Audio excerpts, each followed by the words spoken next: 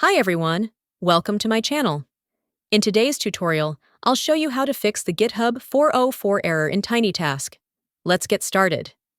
First, open your web browser and log into your GitHub account. Navigate to the repository you want to publish. Once you're inside the repository, look at the top navigation bar and click on the Settings tab. On the Settings page, head to the left sidebar, scroll down to the Code and Automation section, and click on Pages. This section controls your GitHub Pages settings, and it's usually where the 404 error comes from. Now, on the Pages settings page, there are a few important things to check.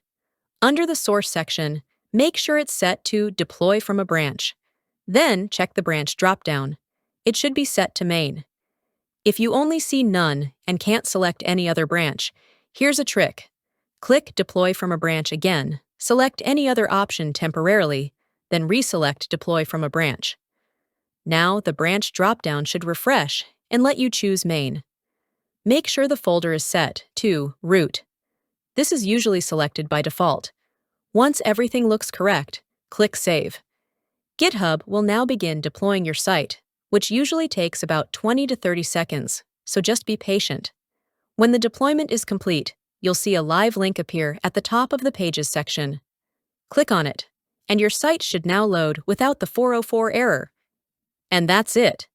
If this video helped you out, don't forget to like, subscribe, and ring the bell for more helpful tutorials. Thanks for watching, and I'll see you next time.